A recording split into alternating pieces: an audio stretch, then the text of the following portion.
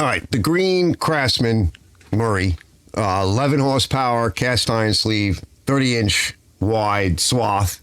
Really nice machine. So this will probably be the last video for the season, I think. Because it's getting late. But I wanted to do one more thing. I wanted to put an older carburetor on. So this machine's like 22 years old, and the carburetor is coming off of a community parts machine. So, and Big Mike dropped it off. This is the one I've been talking about on lives and what have you. So I wanted the motor. Big Mike, turns out he needed the whole transmission area assembly. That's almost done. It's up on my table over here. That's the silver one that I've been showing on live shows and what have you. That might come out next year. That's another issue. And TJM, the guy that helps me out with all the sort of nice Arches Garage outerwear, he's going to get some parts as well. And so I took the motor, and I wanted the carburetor too right now for this year. Motor for other things, but right now the carburetor because it's fully adjustable. And rather than a fixed jet carburetor, which is what was on there originally. Now, what the original carburetor, we'll get a look at it. It caused me some problems because the machine sat. For about 2 years, we had very little snow, and then this year, everybody got snow. It seems like everybody got it, even like down in Texas and Alabama. So I don't have to tell you guys, but 2026 was the year of a lot of weather over the winter, and it performed really good. I did get the original carburetor going again. Like right now, today, the fog rolled in. I'm here at sea level, right 2 miles from the bay. So that's salt air. It eventually worked its way in, and just the air started corroding it. Had a lot of problems getting it going this year. I was under the gun. I had a lot of stuff going on. Storms bearing down. I put Tecra on it. I put Lucas in it. And I ran it for a while. Then I let it sit overnight. Snowed. Next day, got it out. Had some issues. It coughed and sputtered. And eventually, it like a kidney stone, right? It passed the issue. But knowing, that, look, it's a problem. And so why do I want to go with such an older carburetor? So just a quick explanation on that. So bear with me, because I've talked about this in other videos. Fixed jet carburetors are jetted by region. At least they're supposed to be. So here at sea level, we get maximum air pressure, which means maximum air, oxygen. Okay, whatever the ratio of oxygen is, we get the max when the pressure is up, the barometric pressure is up. And when the barometric pressure goes down, okay, we have less oxygen. So in the case of a fixed jet, you could go from lean to rich, and maybe you'll get lucky. Maybe it'll run maybe a little fat, or maybe it'll hunt a little bit and you'll hear a little stuttering and it might be a little lean, but you might get lucky it'll fall in there somewhere. But when you have adjustable idle jet and you have an adjustable mixture jet, main mixture jet, you can accommodate, really you can just use your ear.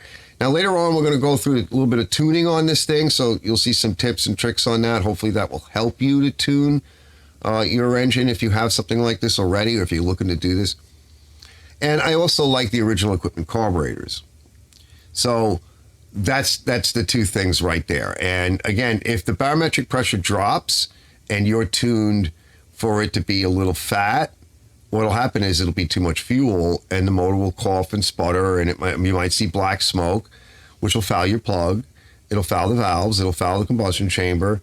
And some of that fuel will also get down past the rings and it'll remove what we call gas washing the cylinder. It can remove some of the oil up against the cylinder and the crosshatch of the honing, and it can start to wear it. And of course, if you don't change your oil, that's puking up your oil. Your oil will go bad quicker under the stresses. And of course, bad oil leads to more engine wear. And you're like, it's a bad. So you can avoid a lot of that, and you can sweeten everything up and get it running, right? So when the storm is bearing down and you're a lower pressure, you can get it running nice. But then the next day, let's say the next day the sun comes up, and you want to clear up the property a little bit more. Now she's running, she's not running right. Maybe it'll be too lean, depending upon how much you adjusted it. It might be too fat. It depends upon which way you're adjusting it. So if you're adjusting it on a high pressure day, it's most likely going to need a little bit more fuel because you have more oxygen, right? More pressure. So you give it a little bit more fuel and it stops running lean. But then when the storm comes, it's too much fuel and it runs like crap. And I'm just a pet peeve. And like I said, I'm trying to utilize all the parts that we come across to fix these old machines, get them nice. This is my machine. I always do a nice job on everybody else's machines. But for me, I like to go a little bit of the extra mile. So let's get into it. And then later on, when we get it working, we'll roll through some footage of me twisting the dial, so to speak. And we'll try and explain what the heck's going on. Just so you get maybe a little bit more, a better feel for it. But you know, think about it. See you guys in a minute. Yeah, that's a lot. It's almost up to about 4 inches in some areas. But yeah, she's going good. All right, let me not get wet and snow covered. Just gonna focus on this. Well, almost a foot of snow, I would say, overall. Just give it a quick bath, and then we'll start putting things where they need to be. We'll disassemble it. She's older, for sure, than what this motor is older. You can tell by the way the gas tank is and a number of other things. Yeah, we can give this thing a little bit of a cleanup in some Aluma-Brite as well. Or we can even try the Super Clean all-wheel cleaner, which does seem to help. The phosphoric acid in general works well. We'll get these guys in some lacquer thinner. Not bad though. Look, it's cleaning up quick. Honestly, this works the best. It's just the impact to this is just awesome. I've tried so many things. This just does it. Like every time. Don't put it on with that though. Just give it a tightening. You can use a little bit of blue lock, which is a good idea. Debris is almost off the first layer. Look at that. I'm showing this to the camera, Rob. That's nasty. It was kind of stuck. That's the idle jet. This is the main jet. That was kind of stuck. So now I'm going to throw this stuff in some Aluma-Brite and let it clean up, let it sit. And actually, you know what? I don't hear anything. We'll throw this in there too. Let me find a container for that. 1 hour later. I was looking for a couple of gaskets. I could steal, if I really need to, off a newer car, but this one's not terrible. But no, this one shrank. This is what we had. And it's still got a lot of gack on it. Put this one in here. This one's a little bit cleaner, a used one. If it leaks, we'll find out. So this all looks good. I'm not seeing any issue here. This is clean. There's nothing wrong with that. And I ran it through too with the big one. There's nothing in there. This gasket will flip around the other way. We'll put some tranny fluid on it. The bigger one, yeah, that one is bigger. And that goes to the main. This is going to have to go with the idle. And then we got the smaller one. We'll go with the idle. So we'll use the smaller washer. And you can see it kind of went this way. So let's put some tranny sauce on it. This is all clean. I don't see how anything could be an issue in there. We could try spraying it with some gum out, but I don't think that's going to do anything.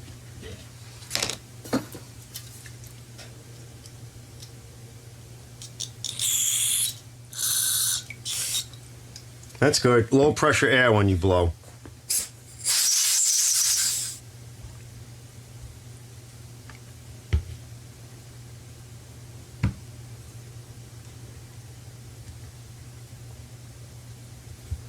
Let's run it in until it lightly seats. Back it out 2 turns. We'll adjust it when we're running. I'm holding it back like that.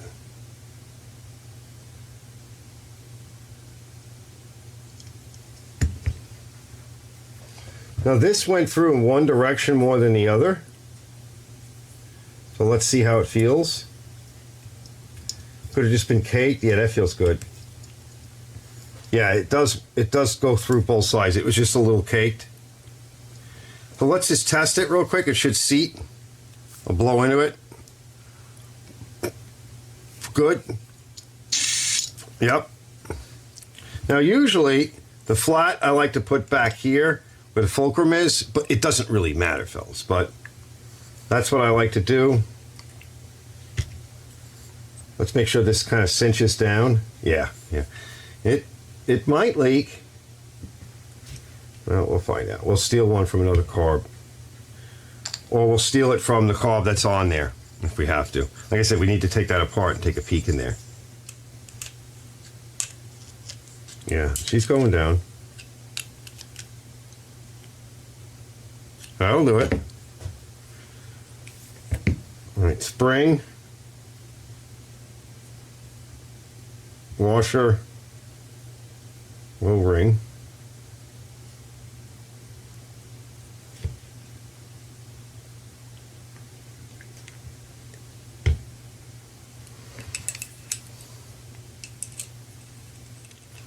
And that will bring out 2. These things like to run a little rich, especially when first start. 1, 2.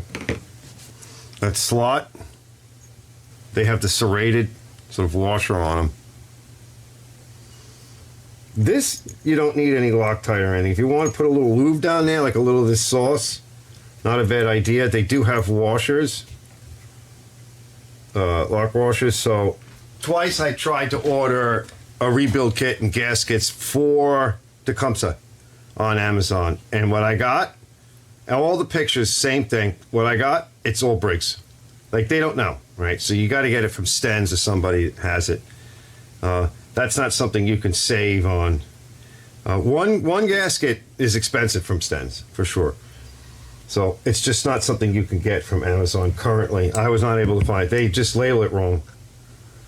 And I'm like, well, that picture does look like Briggs. And yeah, it says for Tecumseh, but it's not. Yep. Let's lubricate the mechanism a little bit. I might even throw a little bit of clear on this. Yeah, let me blow it off and I'll bring it in the other room. And just to keep it nice. Yeah, everything's going good. Gasket surface is mint. I'd say we're golden. All right, I'll be right back tomorrow.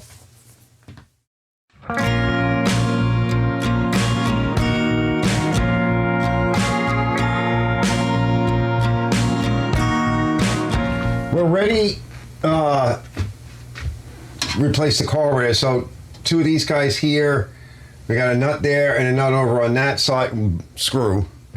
Meantime, let's pull this off. Let's see if we can just kind of grab it.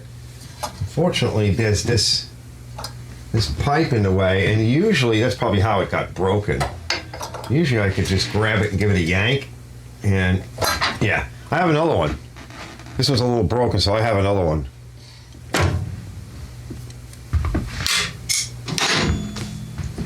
And I like to turn this on a bit of an angle so that the rubber grabs this rod, because otherwise it will flop around, right? You need some friction.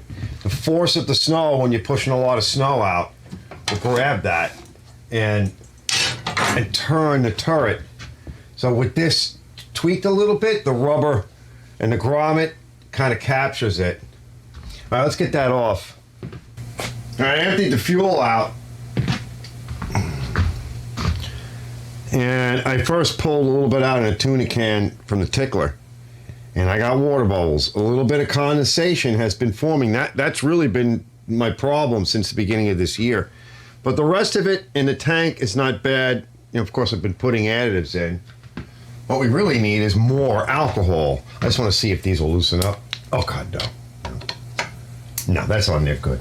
I used a banger gun for that. Let's get these little guys off. So I disconnected the fuel line from the tank. We're going to put a fuel shut off, a fuel valve in there.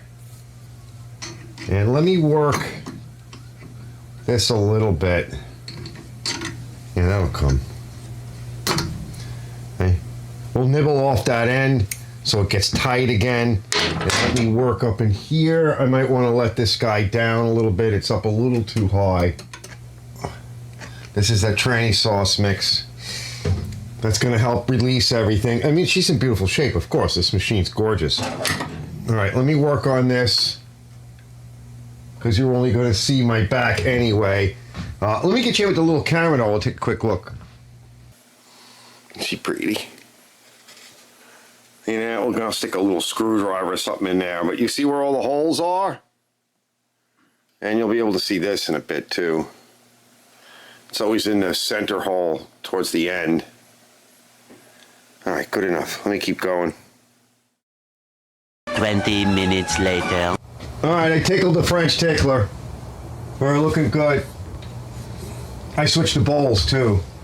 All right, why not, right? Let's give it a shot. Let's give it every chance to work. All right, let's get this thing down, and we'll get it started.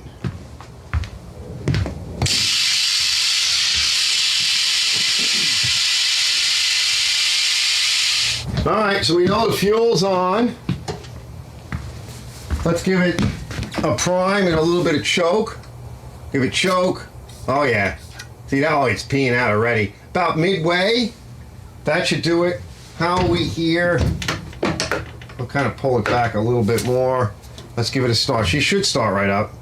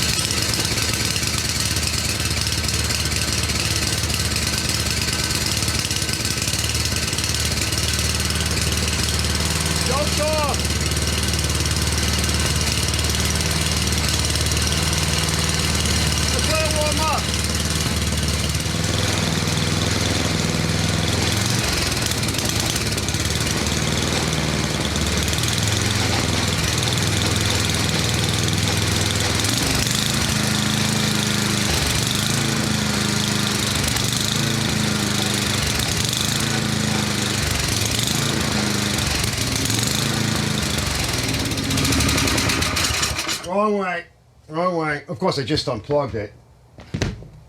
All right, I was going in with the high-speed jet, and it was starting to clean up. It still might need some work.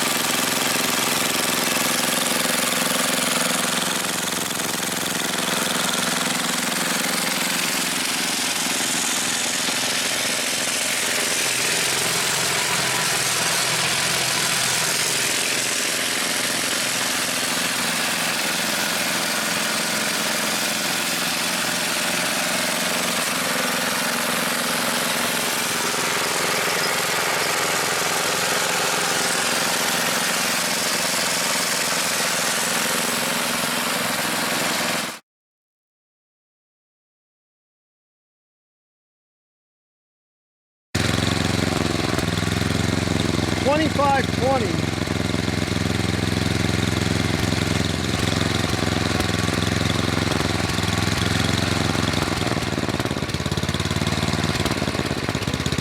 Alright, that's its idle. 2040. You can see that, I don't know. 2040.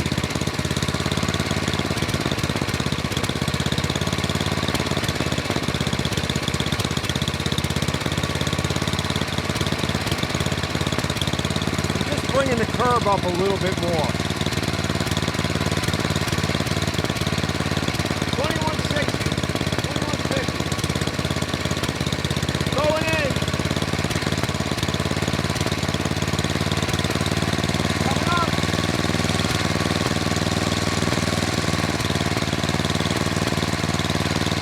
2320. Not too much. Backing out.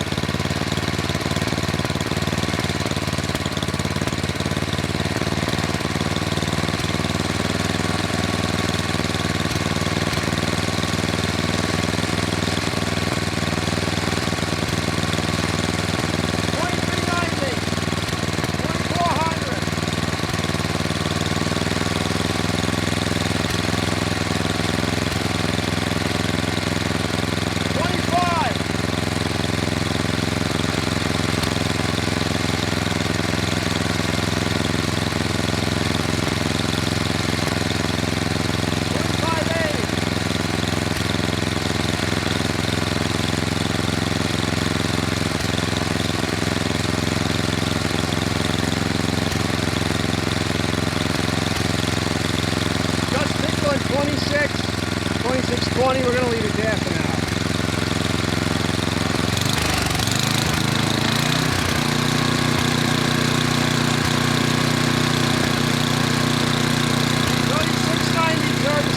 That's too high.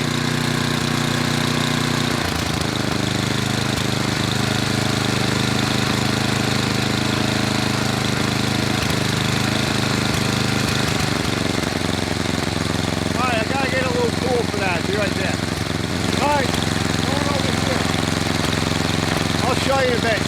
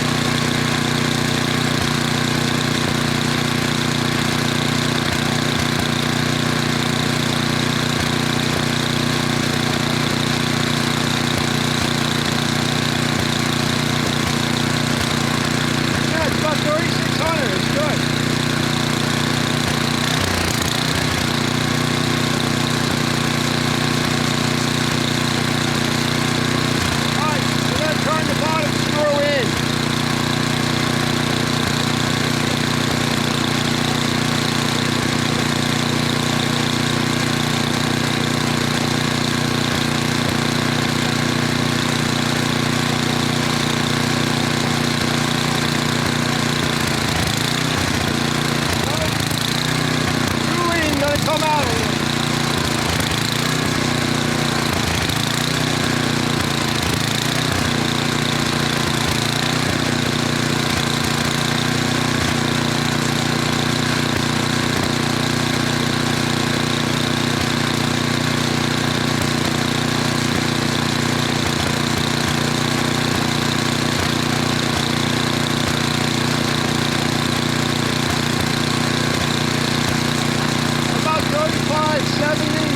Running 3,700, 3,750.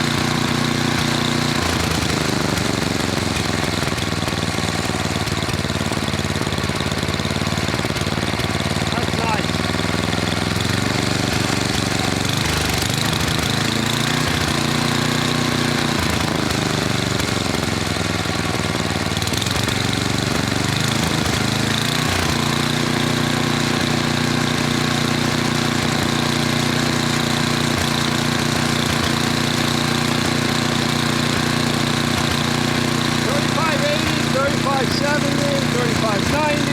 I backed it out just to start. Just leave it there.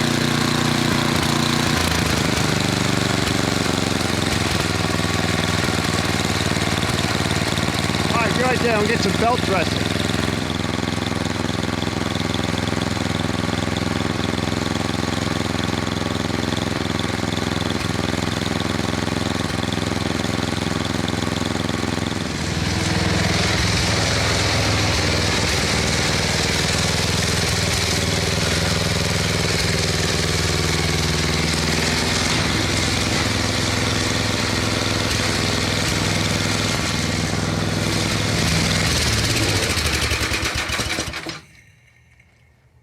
All right, couple little notes while I think of it. So we're all set here.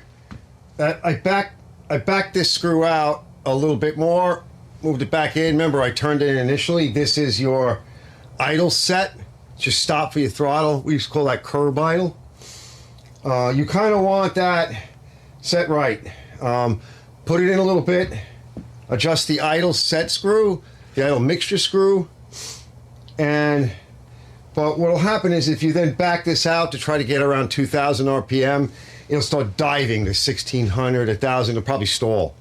So make sure you bring these in. I moved it back in just a little bit, small adjustments, because otherwise what'll happen is you'll go too high, or you'll back it out too much, you'll go too low. Where you kind of want to settle in with the idle is about 24 or 26. It can wander around a little bit, but as long as it stays stable. Go up and down with the throttle, make sure she settles back in at idle around there. If you get too low, two things will happen. One, it's splash oiling, so you're not really oiling well. And in cold weather, that's bad. Also, it'll hunt too much, and if it goes too low, it's going to stall, and then you're going to have a hard time getting it started.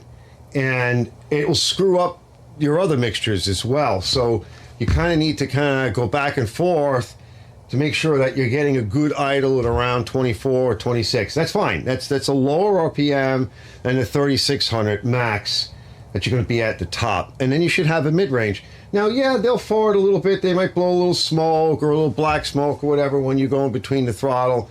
Remember, there's a long tube here, so it's got to come all the way up. It's not a race motor. It's not designed for a lot of throttle changes. A lot of the newer engines today, there is no idle. It's on and to the setting it needs to be, at the RPM it needs to be, and then you shut it off. So don't expect too much from it. I got it tuned pretty good. She's leveling off. She's nice. It's been out there running. I ran the auger. Few inches later. Yeah. Oh boy. Yeah, it's up to my knees. Yeah. But other than that, not too bad. Yeah, some of it's waist level and higher. All right, let's get started. All right, just to finish up. So again, the original carburetor, put it in a box, put it away. I've been stealing parts, mostly gaskets, O-rings from my new carburetors, and I mentioned that I couldn't get what I needed other than to buy one kit from Sten's. I like to work through Amazon, shipping, all the other points, whatever. Although I see now that Amazon seems to have what looks like now is the correct kits of Tecumseh and rebuild kits, and including they have also the ones with new adjustable jets. You can modify a carburetor. That's for another day.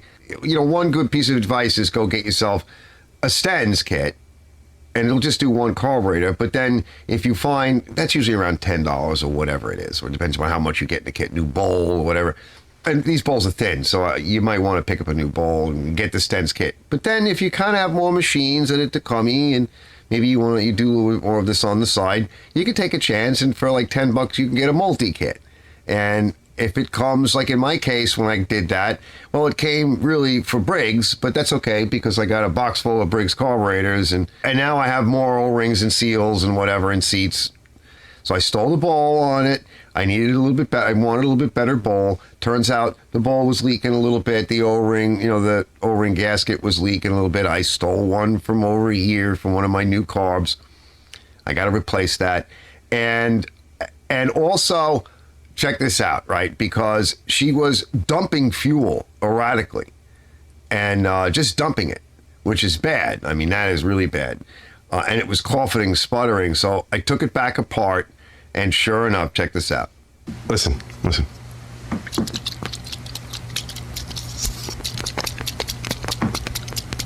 See? Float shot. So you can see here that, yes, I do like the brass float bowls, and Big Mike has even fixed it. He's got a nice heat gun. I think my heat gun will do it too. My heat gun is designed for solder. But you got to try to dry out the bowl, and you can sort of resolder it. But I have others. So I put another brass float in, and a new gasket, and all of that, and I ran it again. It did fine. No more leaks, no more issues. and you see I shook it, there was nothing in it because it had dried out. Well, from letting it sit for a day or two, it leaked. It got fuel inside, and then it was erratic. It wasn't able to hold its setting. So this should be the last video, I think, for the year. And Big Mike's is a whole nother issue, transmission and welding and transferring of parts. And kind of a neat video, I think, for people that are interested in going a little bit more than just chasing out parts and really getting into the mechanics of things. That'll probably be next year or at the end of this season we're coming into. It's a very early spring. And so when we get back into the winter season, fall season again, I might finish that video. Thanks for watching this episode. Check out some of the other in the series and some other videos. I'll see you guys in the next one.